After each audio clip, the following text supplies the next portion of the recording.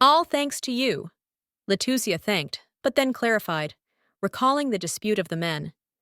Is something wrong with the ship? However, the men were in no hurry with the answer.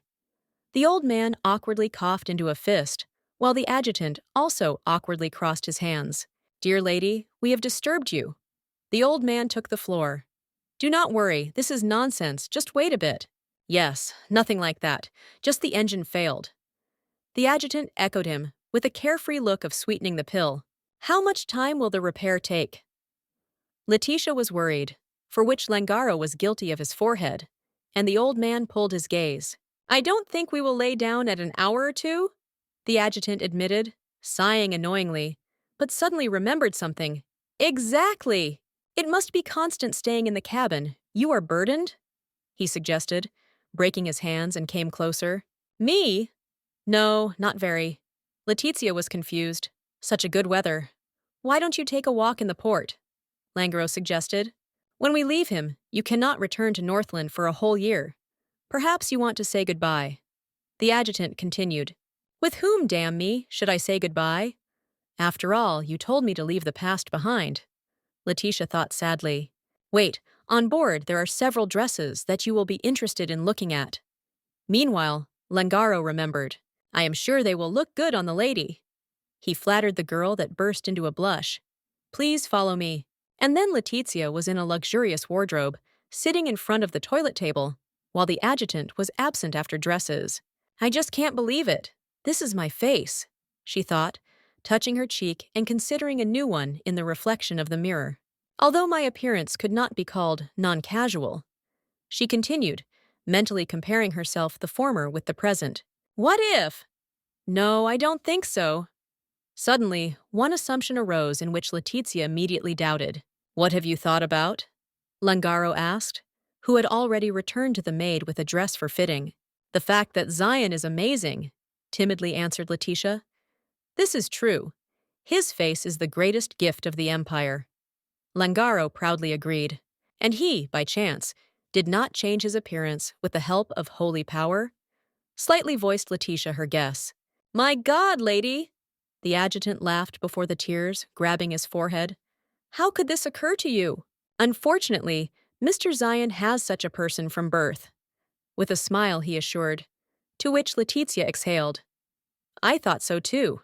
So, enough fun. It's time to change your outfit. Having wiped the tears, Langaro said, and the maid helped the Letitia change.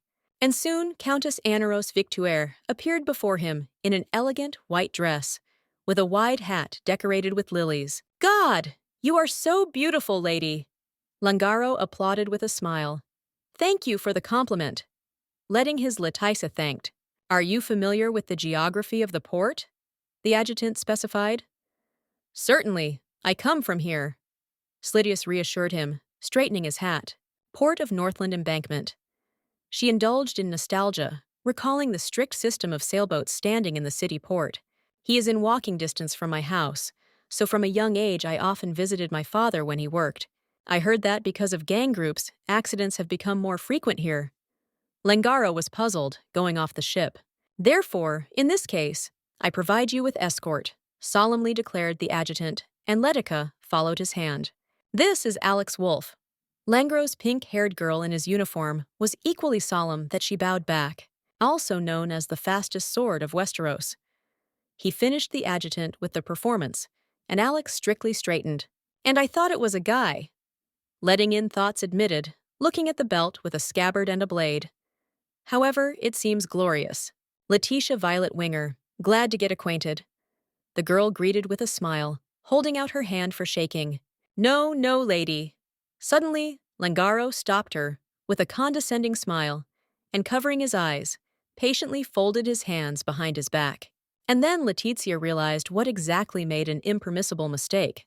Or rather, she remembered her current name. My name is Anaros Victoire, Countess Kant.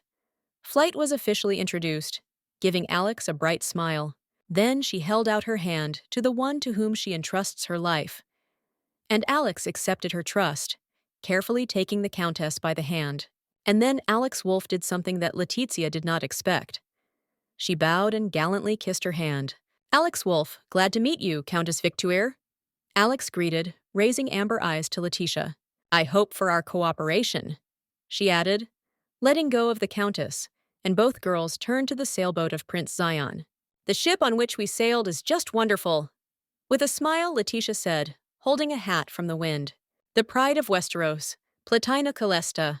I called Alex a ship by name, and a gust of wind straightened all the snow-white sails. What a glorious name! Letitia quietly agreed with her, raising her head high in order to see the top of the mast. The fool paints the size. I like gondolas more. Suddenly, someone familiar voice came, and Letitia was numb from him. This voice is really, she thought, and with this thought, she turned fearfully, until the last hoping that she had seen. But, alas! Which of them is White Perry? Mrs. Winchester asked her daughter. Right there? With a smile, Olivia answered her. Olivia and Clarissa. In her thoughts, Letitia shouted their names and turned away, hugging herself by the shoulders, which she alerted to Alex. In my opinion, all boats are the same. Meanwhile, Clarissa continued, and Letitia turned around again, but very carefully. Compared to other troughs, our boat is the most sophisticated, right, Ollie? From her words, Letitia nervously clung to the elbow. Astor's ship is standing here nearby, and they cannot even find it. She was mentally amazed at the stupidity of her offenders. Real idiots. Also mentally concluded Letitia, and in the appendage to the conclusion, angrily pulled a hat on her forehead. Mother, the business goes well. We have to change the boat. This one is too small, Olivia complained, busily crossing her hands. Shouldn't we own a ship worthy to bear the name of the Marquise? She noticed, and Clarissa agreed with regret. In the end, Astor was supposed to receive a day on insurance for the death of his wife. All flights clenched under the weight of these words. I know, Olivia of her mother answered irritatedly, which forced Letitia to turn around, but already not hiding before anyone. This Letitia Violet, both in life and after death, remained useless. With a poisonous smile, Olivia said, all because Astor is too good. Clarissa praised her son, and Letitia felt how everything in her squeezed and became colder. Even after the death of this idiot, he refuses to get money because he blames himself, Clarissa said displeasedly. But Xenia tried. She does not know how to manage money at all. Olivia echoed her, and Letitia clenched his fists with anger. By the way, Ollie, did you talk to Lianka? Clarissa realized, and her daughter answered her. Of course, the conversation came out very useful. Lianka is the only heiress of the Snowazer family. With a cunning smile, Olivia told, and her eyes lit up with a greedy flame. She is the only one who survived a terrible fire, so I'm sure that at the wedding, she will have a lot of dowry. I can't wait. With a joyful smile, Clarissa said, and Olivia supported her with a nod, while Letitia watched from the side. I think this girl will show more zeal than Letitia. The native name from the lips of Clarissa struck, like a whipped slap in the face. How much time has passed since my death, and they are already conducting such conversations? Letting screamed in her thoughts, crushing her skirt with her hand. But in a fit of anger, she did not notice how Olivia began to boredly examine the surroundings of the port, and the next moment, their views involuntarily collided, and Letitia was again numb, like a roe deer in front of a poisonous viper. God. Suddenly, Olivia handed it out, and her eyes squinted quite to 2 slots, like a predatory bird that mixed the prey. Judging by your appearance, you are abroad. What is the continent from? She kindly asked, approaching Letitia. It is so nice to see here foreign guests in a long time. With the most polite smile, Olivia continued. That's just Letitia could not only answer, but even just breathe. She was paralyzed by animal fear. Lady! Olivia was surprised at her dumbness and a frightened look. Perhaps you do not speak Nordland? Then you probably know the official language of the continent? She suggested, while Alex looked excitedly at Letitia.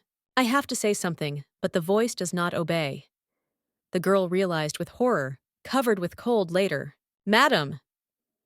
So in time, she came to her aid of Alex, holding out her hand and covering her from her gaze. Walking through foreign ports, of course, is interesting, but we have to go. She turned to Letitia in a calm tone. I will take you to the meeting place. And with these words, Alex took her hand and confidently led from Olivia away, and Clarissa Winchester and Olivia remained far behind, not understanding and even worriedly looking after them. It was close. She stated Alex, bringing Letitia to the restaurant, where they took places at the table by the window.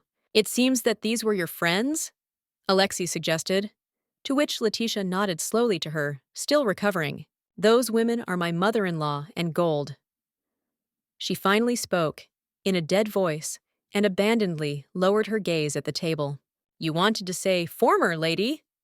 Resonly reminded her to Alex, leaning forward in order to look into the Letitia in the eye. Right. Thank you, Lady Alex. She gratefully thanked that. Do not mention it, Alex reassured her. This is all for Mr. Zion, she added at the end, before the waitress brought them drinks and sandwiches. Eat a little.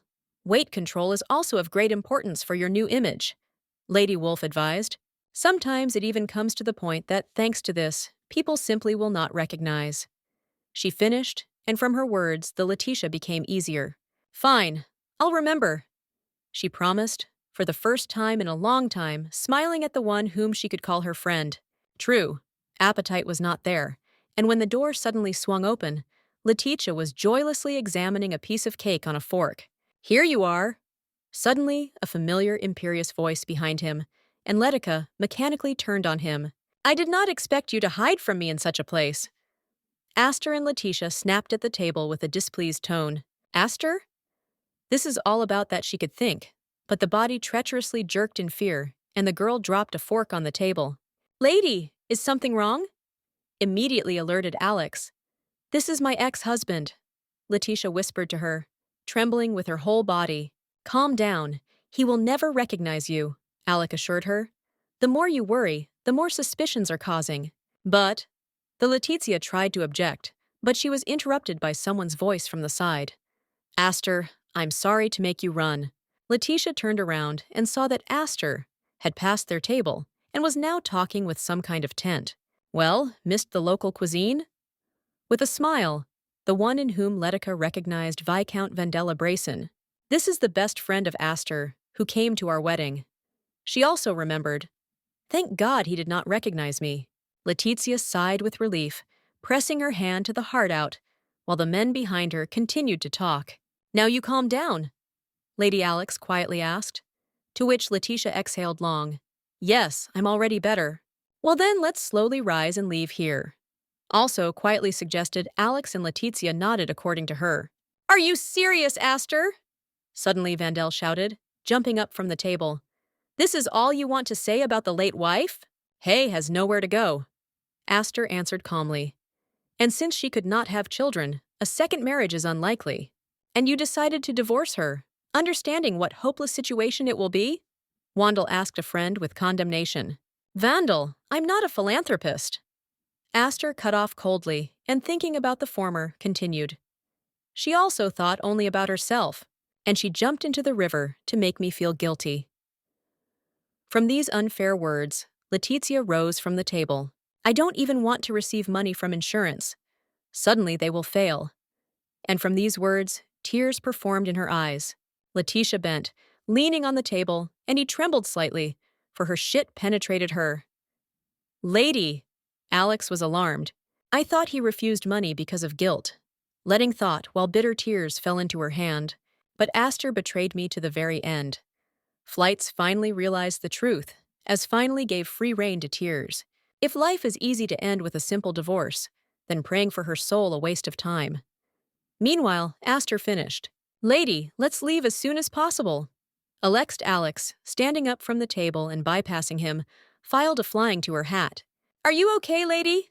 Suddenly, Viscount Vandell realized, noticing that Letitia was crying, and also rose from the table.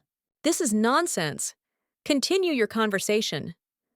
Alex answered him, immediately blocking Letitia, while she quickly put on her hat. In Northland, it is not customary to pass by a crying woman. Vandell insisted courteously, slowly approaching Alex.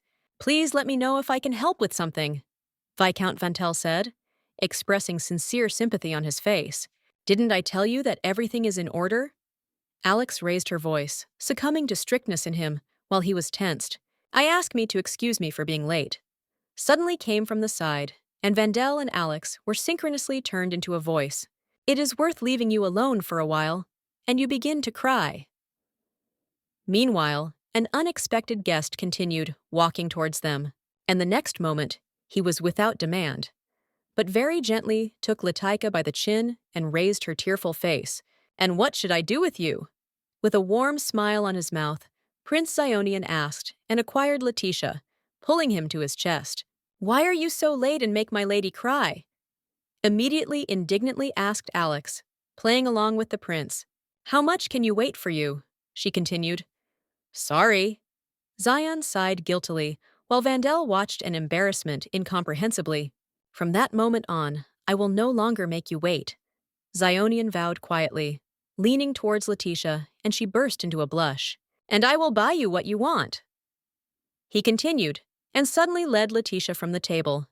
Yes, so abruptly that a hat almost flew. "Let's go out of here." "Finally," the prince added, giving a vandal with an aster with a farewell sharp look over his shoulder. And soon Letitia, in the company of Zionian and Alex, left the restaurant, walking back to the port for a walking pace. And let all three accompanied the warm sun, but the vitative mood definitely did not have for a walk. "You cry again." Zion noticed new tears on the girl's face and asked her disappointedly, "Do you still love him?" "Number, I don't like him anymore," Letitia answered quietly, wiping tears off her face. It just looked not convincing.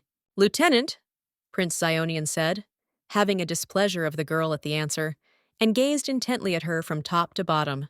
"This is true," Letitia objected, but closing the eye from the prince. "Just an unpleasant motive, Your Highness. Doesn't the juice flow in cut off and long rotting branches?" She asked a question, remembering a happy childhood with Aster. "This is the same," she explained, crying again, but immediately mentally reproached herself. "I can't believe that I am crying because of the former. Zion must be a miserable." With these thoughts, Letitia hastened to wipe his tears with his hand, which did not hide from Zion. "You are so sensitive," he said, stopping the girl in order to carefully wipe the moisture from her tearful face. "And you are very easy to injure," Zionian continued, and lifted his face to Letitia by the chin, so that she looked at him. "You don't even hide this fact." With these words, he gently grabbed her face with his palms, and the girl's cheeks flashed red.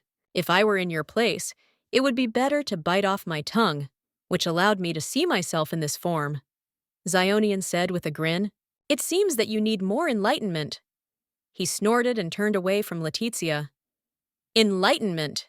to asked bewilderedly. However, Prince Zionian was in no hurry to answer, and silently headed for the carriage, while Letitia was sleeping behind him. "I have to show you something, so silently follow me." Finally, Zion told her, before sitting in a carriage. By the time they drove up to the place of arrival, a clear day was already replaced by gloomy and therefore cool twilight. "Do you know where we are?" Zion sternly asked. Before that, who had been silent all the way, and Letitia timidly shook his head in response. "This is the Winchester family cemetery." The prince told about this terrible place, which was the purpose of their trip. "Why did we come here?"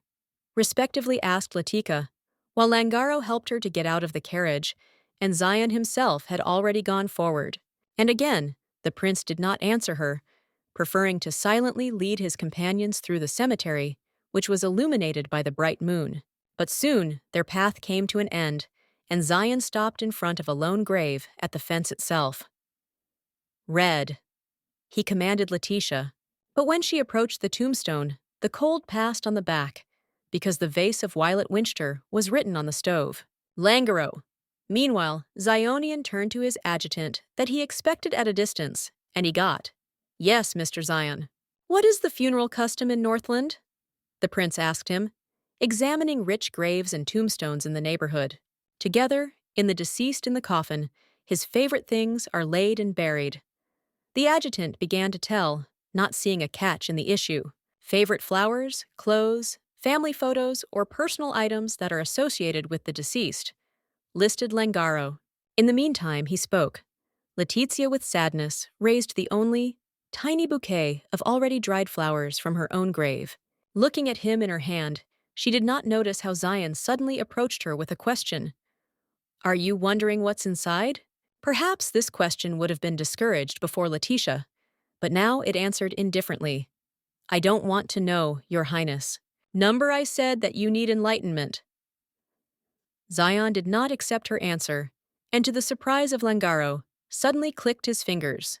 And the next moment, two graves, armed with shovels, ran up to the grave of Letica and began to actively dig up the coffin. And when his lid soon appeared from the damp earth, Zion ran his hand over her and then concluded, "Pretty cheap." Then he moved away from the coffin and ordered the graves. "Open!" And at the same moment, a shovel pierced into the lid of the coffin. With a creak, the coffin swung open, and both graves were numb. "My God!"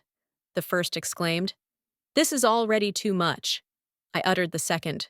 From their words, Letitia closed her mouth with horror, and she also felt a sickening stench poured out of the coffin.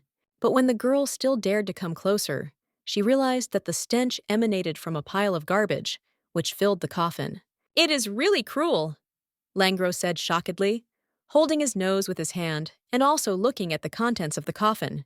"Well, how could it be filled with garbage to the top?"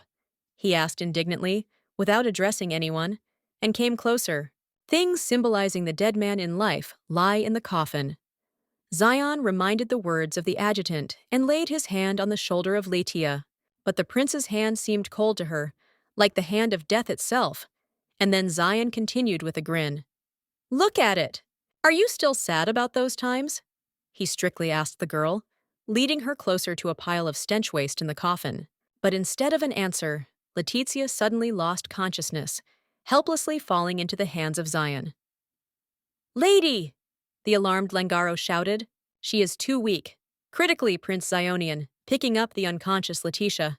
"She must be shocked by the LED." The adjutant suggested by examining the girl and looked at the prince hintily. "You wanted to show her this?" he asked with echoing indignation, pointing to a pile of garbage in a cheap coffin. "Yes. She is so stupid that if you do not properly explain to her, she will not understand." Sionian answered calmly. "In addition, revenge, which she thirsts so long, will not be easy." The prince added, and his adjutant sighed regretfully. "Your methods are always effective, but you do not always choose the right moment." Langaro objected, scratching the back of the head. "When the lady wakes up, you should apologize to her." In the end, the adjutant advised, and Zion looked at Letitia. "I am sure she is experiencing another terrible nightmare," Langaro suggested with sympathy, also looking at the helpless girl. However, contrary to his assumptions, Letitia woke up from without dreaming, finding herself in bed. "This is the room of His Highness." She was late for her awareness, and with a feeling of guilt, the girl stood out of bed. As for the owner of the chambers, he was immediately found at the desk, leading some notes and as if not noticing Letitia. "You need to return to yourself," she decided in her thoughts and very carefully got out of bed. But only the floor creaked treacherously. "Just lie and rest." Immediately, Zionian's calm voice came, and Letitia slowly turned to him. "I think you have not moved away from shock, because you still have a heat." The prince continued, not looking up from his work at the table. "What did I do so wrong?" Suddenly, Letitia asked quietly, and Zion finally looked up at her. "I loved him and tried to do everything possible." The girl continued, speaking of Aster and Bent, sitting on the bed. "I did not want to be petty or cowardly in relation to my love," she admitted, folding her palms in the castle. "Even if no one else knows this, I am sure that I did everything possible," she said, as if to say herself. "But were these feelings such a mistake, that because of them they defiled my death?" Slavika asked desperately, lowering her eyes. "This is not your fault," Sionian said in a calm tone, putting down the pen to the onboard magazine, and tiredly rose from the table. "You tried your best and was sure of your love." With these words, he approached the listening Letitia. "You just chose the wrong person," he finished Zion, sinking to her knee in front of her in order to look into her eyes. "I know, Your Highness," Letitia answered quietly, looking away from the prince, and he persistently asked, "What exactly?" "Even after such an appeal, I will give my heart again," the girl answered, looking at the vase with a bouquet of marvelous roses. "If this person says that it is difficult for him, I will come and take his hardships on myself," she continued, recalling herself and Aster. "Even if it is a lie, I will believe it anyway." Memories became more painful, because Letitia smiled in them. How to believe and be deceived. It will be more difficult for me to regret that I did not believe. And in memory, Aster smiled at her. If I could, I would commit suicide as Lianka did. Letitia crushed a shirt on his chest, where there was a wound. My very existence is a mistake. I should not have been born. The girl sobbed and tears broke from her reddened eyes. But Zionian's eyes widened amazed, because only now he realized that Langara was right. This weak woman has a heart and body. In his thoughts, he repeated the words of his adjutant, looking at the crying Letitia. Perhaps this is due to shock therapy, since I seem to hit her crack with a hammer, the prince admitted to himself. In this case, I must make sure that it does not break. And with these thoughts, Zion held out his hand to the girl.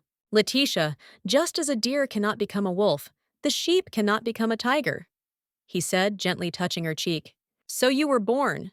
The prince smiled at Letitia and said in his thoughts, and the hand that heals her wound should be mine. You are not to blame for anything, Zion continued, brushing off the girl's eyelashes and hiding her disheveled curl behind the ear. The problem is that you chose the wrong partner. He held out Hindley, approaching her face with a smile. However, you should not be responsible for this. Having whispering these words, Zion gently kissed Letitia on the forehead. Your ex-husband, who did not appreciate your love, is to blame here, and a lover striving to take your place. They must be responsible for the deed. The prince said, looking in the eye and holding the girl. Put her on the bed. Do not assume responsibility for your grief. He continued, and resting his hands on the mattress, hanging over Letitia. You did everything in your power and was confident in your feelings. Zion straightened before saying the most important thing. Proud of it, he pronounced only 2 words, from which Letitia finally calmed down, let all be, and burst into a blush. And then she simply closed her eyes, demonstrating her confidence in the prince and her humility in front of his will. Finally, you stopped crying. With a satisfied smile, Zionian noticed, looking at the fruits of his labors. It still hurts you so much that you want to kill yourself? The prince asked, again leaning towards the girl. Number not so, she answered timidly, stammering with excitement, but then admitted, however, there are still sick places. Of course, this is not the responsibility of the salt. Zionian began, and Letitia felt he stroked her lips with a finger. But as a man, I will help you. He finished Saul with an answer, grabbing Letitia from bed, and she looked into his eyes. Then will not hurt? Letitia asked, already guessing what the answer would be, and therefore crushed the prince's gate in her hand. Sure. Zionian exhaled the answer in her mouth, closing his eyes with the color of the turquoise and falling to Letitia with his whole body. You can't even think about your ex. The prince promised her, giving kisses her neck and exposing her shoulders from the nightshirt. Aster Winchester, you were mine to everyone. In her thoughts, Letitia said, crushing Zion's shirt on his mighty back. I was anyone for you. In her thoughts, Letitia said, plowing his bed with his feet and thundering under the prince. Next to you, I always thought that I was not good enough. Therefore, each time locking myself in myself, I hated myself. But the person who forced me to feel it was you. She recognized the truth, recalling her husband for the last time. Now I clearly see what I should regret. Flight confidently decided to herself, weaving her hands with the hands of Zion. I had to love myself. Found Letitia and myself, with a greedy sigh, breaking a passionate kiss. Yes. Suddenly, Zionian and Letitia, all scarlet from his inner heat, looked quietly into the face of the prince hanging over her. That is exactly what you should look at me. Always. With a warm smile, Zionian told her, admiring her gaze, I will try my best for those who value me. In her thoughts, Letitia said, wrapping her hands on with her hands and kissing.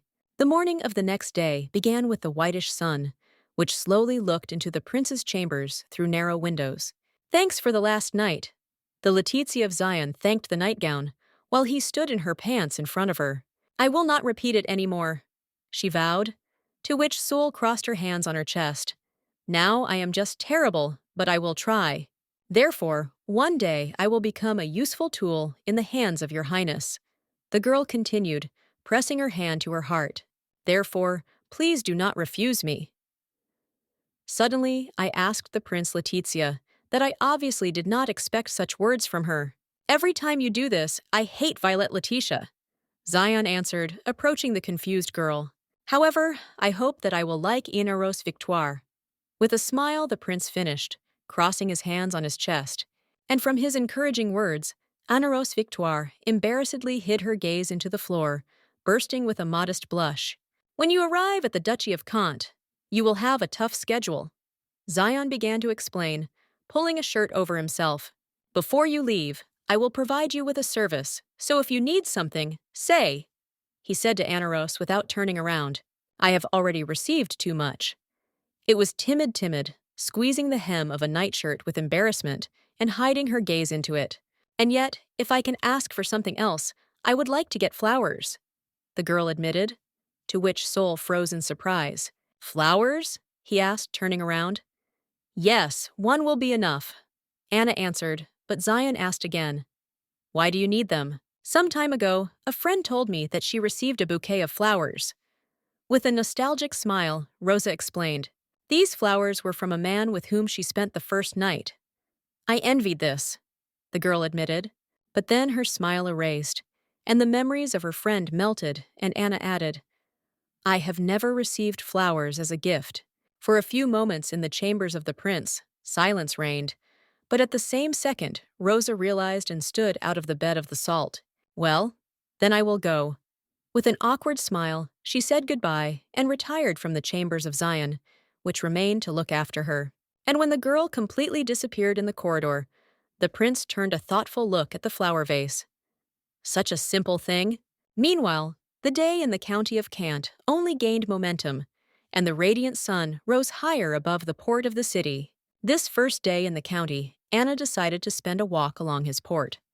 And naturally, in the company of Lady Alex. At first, the girls looked into the jewelry shop, and then to the confectionery, which turned out that Alex was a vase of sweet tooth. Lady, did you like the view of the port of Kant? She asked, what Anna answered with a smile. Yes, I had a wonderful time, and I did not even notice fatigue in the legs, the Countess admitted. Not to notice this was my mistake. Alex apologized. I advise you to relax, she proposed, accompanying Anna to her chambers. You also have a good rest. Finally, Rosa wished. On this, Alex left the Countess, and Anna, slightly tired of a walk with a long creak, opened the door to her chambers. And there she was, waiting for a real flower garden of violets and white roses, which transformed the Countess's room into a fairy tale in reality. And yet, if I can ask for something else, I would like to get flowers. I remembered Anna, frozen from the beauty scene, and then she carefully went deep into the room, and without restraining joyful tears, picked up one of the many bouquets. I have never received flowers as a gift. Once again, I echoed my own words, and Anna knelt down. A year later, for Zionian, who gave me spring when I asked for only one flower, I will return to the perfect Ana Rosa Victoire. So she decided on that magical day, and time from that day flew unnoticed, taking us to the Badran family estate. However, time flew quietly, not only for the one who once sailed with the flow, but also for those who hurt her. Having read out an article in the newspaper which spoke about the new factory of Astor Winchester, Anna joylessly put the one on the table. A year has passed since I came to the county of Kant. She indulged in reasoning, returning to the morning tea party. I wonder how His Highness is doing. In her thoughts, she asked a question, and thinking, and froze with a cup of tea in her hand. He had never contacted me during this year. She thought with longing, and her gaze involuntarily caught on the flower vase. Perhaps Anna could sit for so long before the flowers, remembering that day if she had not suddenly called out, Anaros? What do you think about? The Marquis Edgar Badran, a red-haired, broad-shouldered, and very stately man, asked, What do you mean?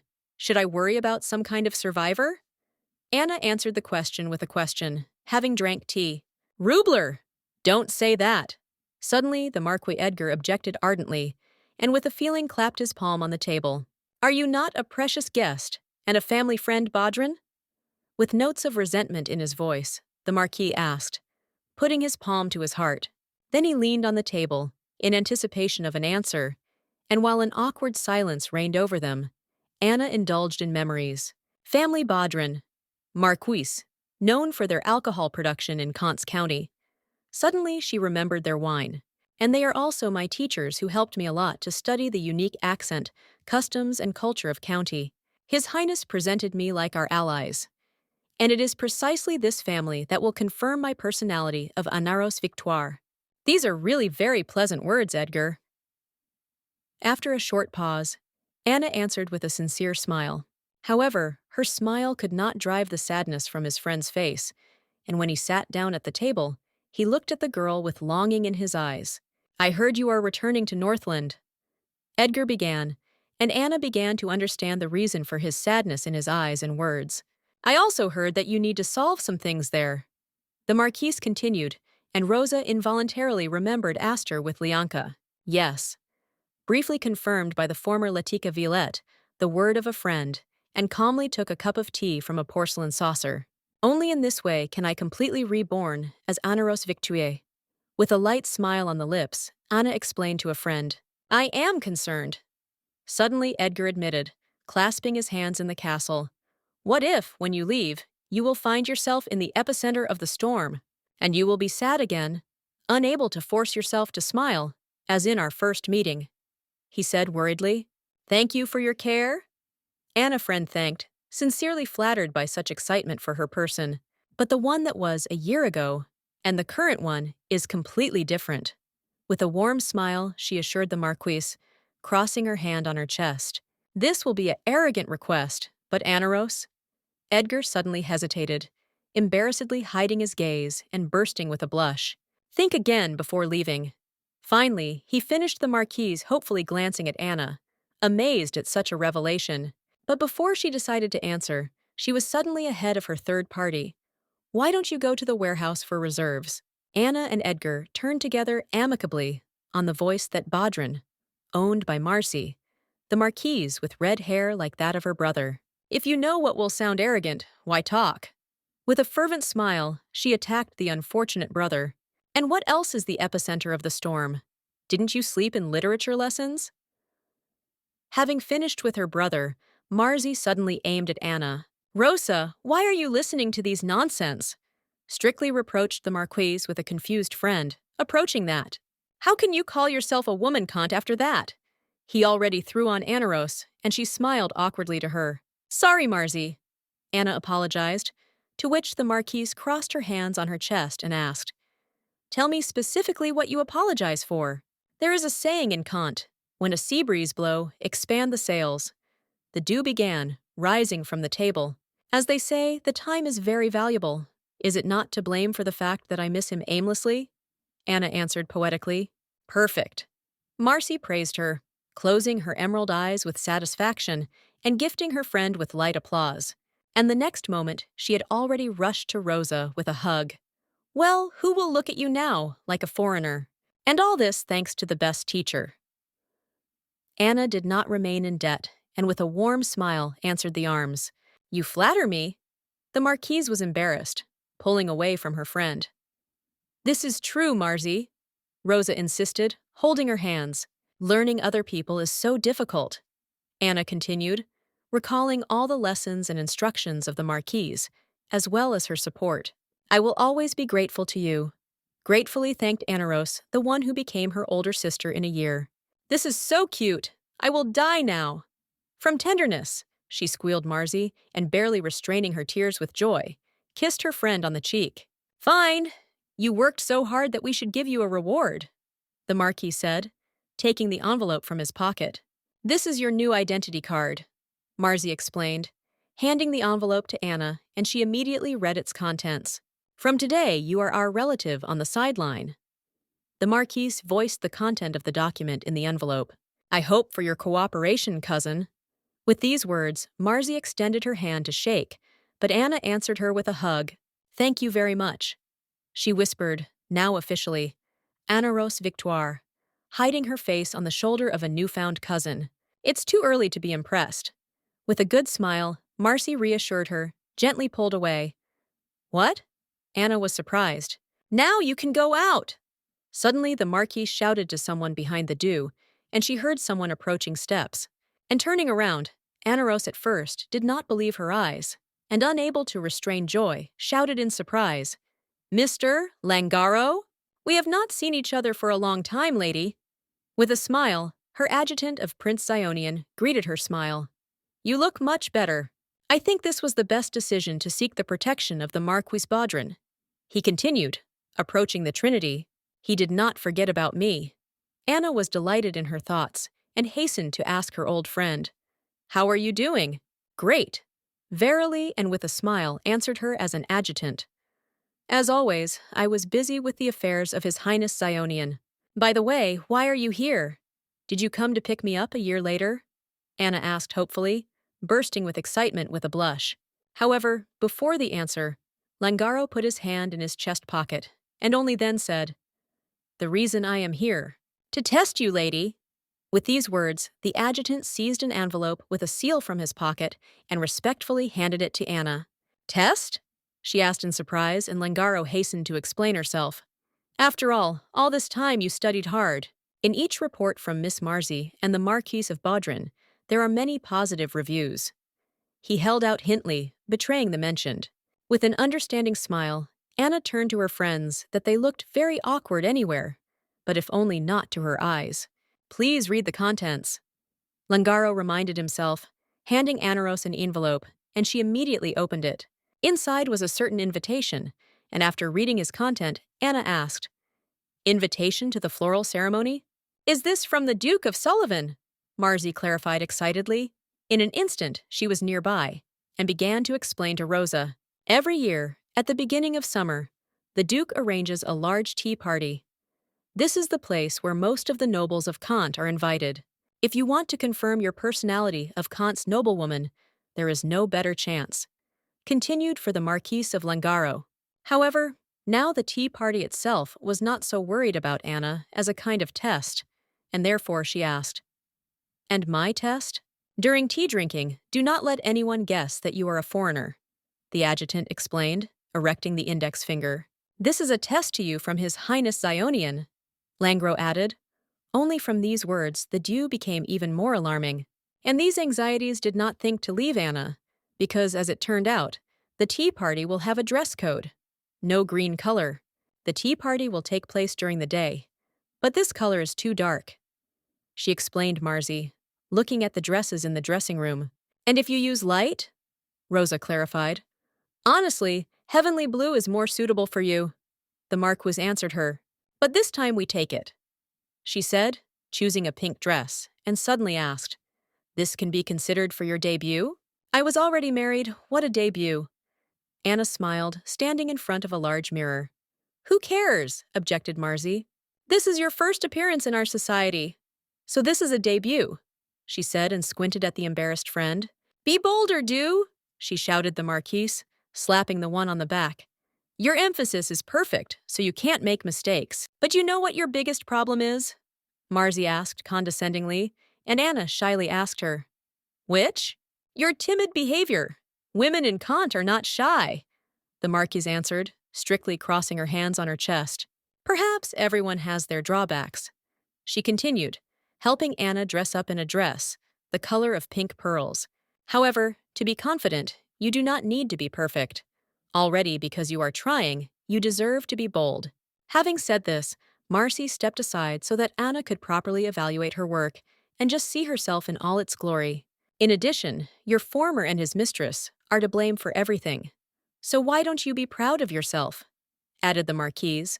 "Roughly speaking, you are not a criminal." In the end, she made fun. But in response, Dew somehow seriously looked at her. "Marcy, thank you, but I'm really a criminal," she said in a calm tone, which is why the Marquise was shocked in shock. "I am guilty of issuing myself for another person and forging documents."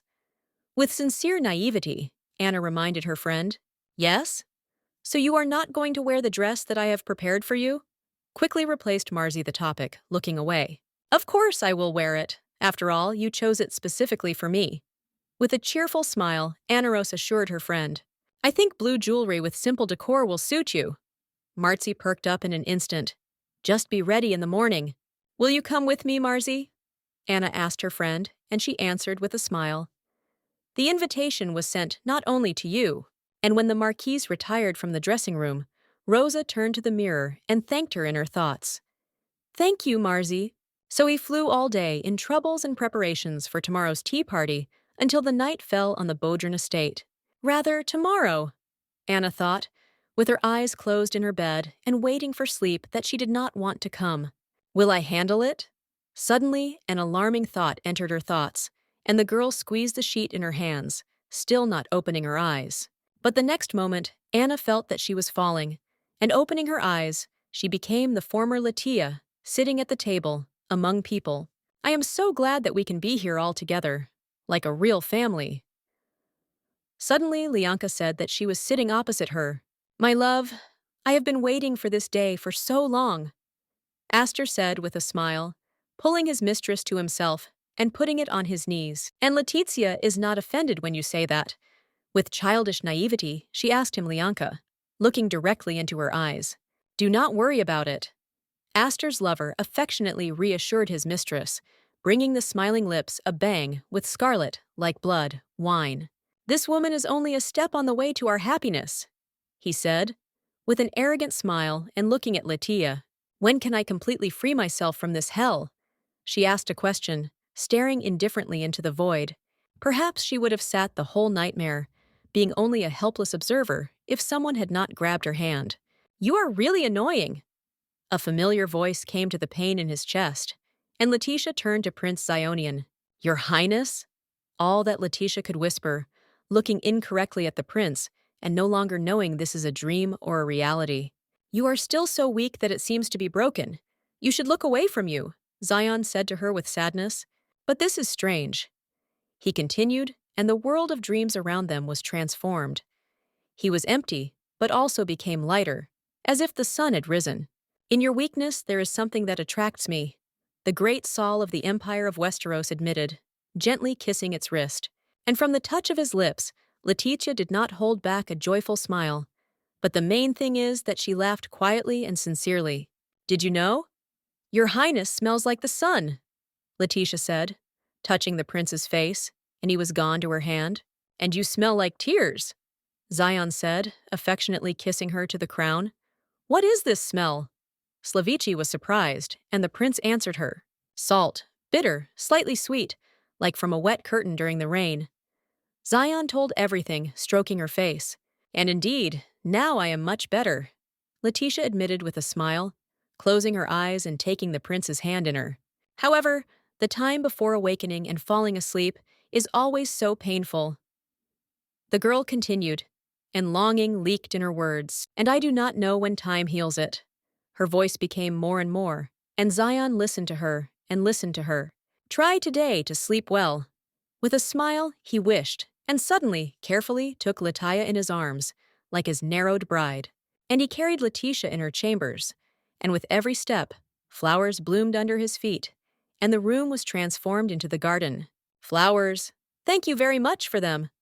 Letitia smiled, fulfilling what a year was waiting for, thanked the prince for a gift. These flowers, Zion whispered, bowing to her and raising his chin with his fingers. I can bring you much more. Continue to try. You do well. And with these words, he laid Letitia on flowers and dug into its mouth. And then he called her by name, whispering this name in her mouth. Anaros. And through a blessed dream, Anaros smiled at him. The next morning began with a planned trip on a carriage to the estate of the Duke of Sullivan. An amazing dream. Anaros thought thoughtfully, watching the replacement landscapes from the carriage window. It even seemed to me as if His Highness really came to me. She remembered his touch, as if in reality. Rosa, what do you think about? Suddenly Marcy called her, and a pleasant obsession before her eyes immediately dispelled. Are you worried, right? With a smile the Marquis Bodrin suggested, to which Anna uncertainly answered her. A little. I see this in your face. Make me proud of you, Anaros Victoire. Boyko wished the Marquise. Thank you, Marzi. I will definitely do that, Anna promised. Meanwhile, the carriage has already entered the courtyard of the Duke's estate. We arrived. The coachman notified, and soon Countess Kant, Anaros Victoire, appeared from the carriage in all its glory. My God, do. Suddenly, a familiar and very enthusiastic voice came to her, and the Countess turned, Not a single country has such a beautiful lady. I thought I was blind. With compliments, Edgar met her approaching. Well, today the sun shines so brightly, Anna joked, but the next moment came from the side. Am I going crazy? The Dew and Edgar turned together to the indignant Marzi, and she said, You did not make compliments in my life. Strange, it seemed to me, or recently. They began to speak anxy. Her brother quarreled, for which he immediately paid. This is already too much. As if Gorgon's jellyfish hissed Marzi, grabbing an unhappy brother by the breast and shaking his soul out of that. I said something wrong? Edgar asked desperately. You are angry with me, the sister hissed again.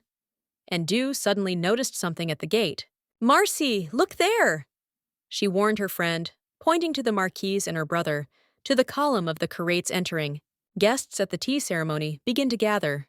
With a cunning smile, she handed Marzi, tapping the chin by the fan. Therefore, it is time for us to go and boast of our rose. The Marquise solemnly and proudly declared, pointing to Dew with her hand. However, the solemn debut was impudently interrupted. And who is it here? Suddenly, someone's stinging question sounded. Is this the famous Marcy Badran? The green-eyed brunette was imaginary surprised, with a grin crossing his hands on his chest. God, who are you? I don't know. You think you are not so famous? The Marquise did not remain in debt, playing sincere confusion. Do not pretend. We have already seen each other many times. The wounded brunette flared up, on which Marcy was covered with a fan. Count Hayden, have not seen each other for a long time. Instead of a sister, Edgar was awkwardly greeted, holding out his hand to the Count for shaking. Your Excellency, Marquis de Badran, how are you? Hayden answered politely, and only then Marcy remembered him. So you are? How long have you been going to pursue me and have a dispute with me? She asked indignantly, poking the Count by a fan. I came first. You arrived later. Hayden was already indignant, to which Marcy answered indifferently. Then go already. In any case, did you not wait for me? She continued the mockery, to which the Count flared again. Waited? Yes, we just drove up. However, the verbal skirmish was suddenly interrupted by a blue-eyed, brown-haired man who was wedged into the confrontation between the Count with the Marquise. Miss Marcy, you are so beautiful today. Blaming up by a blush, Charlene said, the bride of Count Hayden, who immediately banged. It seems to me that you shine brighter than all the jewelry on your dress. She continued to give the Marquise with compliments. Thank you, Charlene. Marcy thanked her, and then Charlene turned her curious look at Anna. And who is your companion? This is my relative, Countess Anaros Victoire. The Marquis calmly explained, taking Anna by the hand and letting it closer. Recently, her father died, so she was busy with family continuity, and so she debuts so late. I am glad to get to know you. My name is Anaros. Anna was respectfully introduced, performing an elegant curtsy. God, you are so beautiful, probably because you are a relative of Miss Marcy.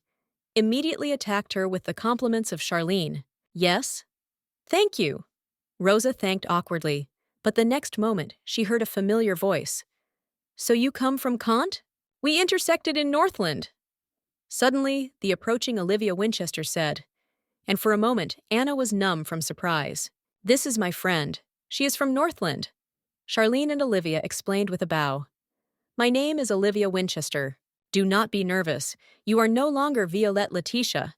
In her thoughts, Anaros herself strictly ordered herself, turning a slight trembling. Yes, it seems that we watched the ships in the port together. With a friendly smile, the Countess, Anaros Victoire, remembered. I remember, because you have such a beautiful profile. Now you are just as beautiful. She was disassembled for the compliments of Olivia. And you are the Marquise awake, right? She turned to Edgar. I heard from Charlene that you were the elder brother of Marcy. I also heard about Winchesters from Northland. The Marquise answered her and continued. Just as I heard about the production of white tea. This is the recently opened Astor Winchester case? He specified, and Olivia was amazed. Do you know my brother? God. And as soon as such a brilliant idea occurred to the brother, with tenderness, Olivia began to praise Astor. Well, it was necessary to guess to import white tea from Westeros itself. She continued to brag away while the Brink listened. and Anna could not help but notice their cold gaze, even piercing glances on impassive, like masks, faces. Looking at their faces, I assumed that they had already heard from Langaro about how I lived in Northland, she thought. As far as I heard, white tea is ideal for neutralizing lime water. He took the word Edgar. In Northland, it is considered a problem, but such water after connecting with white tea is useful for the skin, right? He specified. I wonder how you discovered the effectiveness of tea, what grows only in Westeros. The Marquise deliberately asked a leading question. It seems that this tea was discontinued in Northland due to its sour taste. Edgar continued to make an uncomfortable topic. It is embarrassed to admit it. Olivia spoke shyly. But when my brother just started this business, the whole family was against it. He was going to import exclusively white tea, which had already been defeated in Northland. I considered him crazy. No one supported him. Olivia admitted with longing. But the former Letitia Violet remembered that day well. My brother has achieved success exclusively on their own, Olivia proudly stated. And in her thoughts, Anna shouted, Lie! It was I who borrowed money to him to prove his faith and show him his support. Due to the fact that I so desperately supported Aster, my father eventually committed suicide. Anna spoke to herself. Truly, it is amazing how people are found. Olivia's voice returned her to the present, and Rosa realized that they were already turning to her. I did not expect to meet you again. I hope that we will make friends, Olivia said with a smile, holding her hand out affably. You used me as a fertilizer for my own growth. But I'm glad that nothing has changed, Anna thought ominously. However, the next moment, her gaze slipped down and involuntarily caught on the handbag of Olivia, which alerted the former Ash.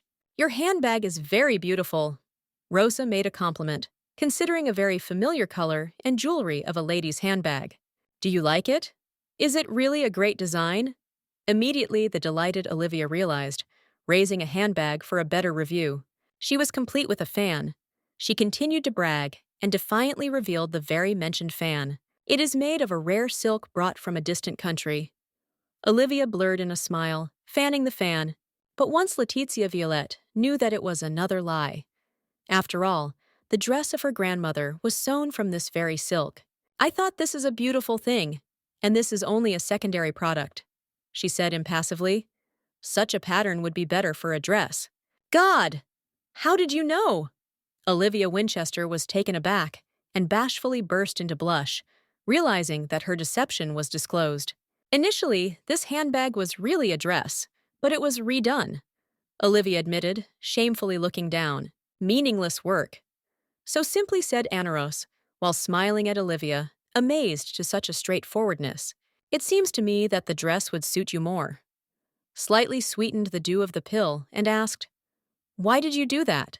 In fact, Olivia said, embarrassedly hesitation, this is a gift left by me as a memory of a deceased daughter-in-law. Every time I look at this bag and fan, I think about it. I would really like time back when she was still alive. So what do you think of me? Yes, it cannot be. In gloomy thoughts, the former Letitia Violet hissed. Once upon a time, one aristocrat from Kant was bored of his deceased wife. Suddenly she began, looking up at Olivia. Maybe you heard, but in memory of her, he retained her room in the same condition for 40 years. This is a story about Baron Meadow. Charlene shared her knowledge with an enthusiastic smile, and Anna nodded to her. Right. They say that the Baron carefully cared about the room, that it seemed as if his wife was about to open the door and leave from there. From the story of Anaros before the eyes of Charlene, the image of a cozy room arose that with love and care was protected by a Baron. Incredible! Whatever country you live, longing for dead is the same. Olivia laughed awkwardly, depicting a smile. I think this is the destiny of those who were left behind. She spoke ignorantly, which Anna expected from her. Her thin lips touched a barely noticeable smile, and with her Anaros turned to the former sinking. But, Lady Olivia, after all, you pushed the clothes left by your relative, making a bag out of it. With a piercing look, she reminded. And from her words, but the main thing from her gaze, Olivia flinched. And then she discovered the views of all the gathered gentlemen. Over time, old clothes, dusting in the closet, are forgotten. She tried to justify herself, but it turned out very awkward. I was afraid that I would just forget about her. She continued to invent Olivia, and if Charlene clearly believed her, then the count is not very good. And this handbag and fan can always be kept with you, right? I just wanted to extend the memory of the daughter-in-law. My God, Ollie, how can a person's soul be so kind? The naive Charlene regretted her friend, putting her hand on her shoulder. But Ana Rosa no longer suffered by naivety, and therefore firmly stated in thoughts, "Lie. That dress did not suit you." Indeed, unlike me, Olivia, like Astor, and all the hard drives, a thin physique and long limbs. And when they kicked me out of the house, she bypassed a dress to mock, but she could not wear it for a long time. However, it seems that she really liked the dress if she even ordered him to redo it, Rosa concluded, watching Olivia. And how did she dare to do this with a precious gift from my grandmother? With these angry thoughts, Anna clenched her hand into a fist. Hold on, we do not know where Langaro can watch us now, Marzi whispered imperceptibly to her, gently poked her elbow. However, why did your bride die? Meanwhile, Olivia Hayden asked. Apparently you were with her of the same age. My daughter-in-law was from a dysfunctional family, Olivia told him, making deep sadness and regret on her face. Therefore, our whole family tried to treat her with love. She said, but only the worst remembered for due. However, she still did not feel happy. But with these words, the former Letitia Violet could agree. I think our feelings have not reached her heart. Olivia sighed heavily, taking her eyes wet from tears aside.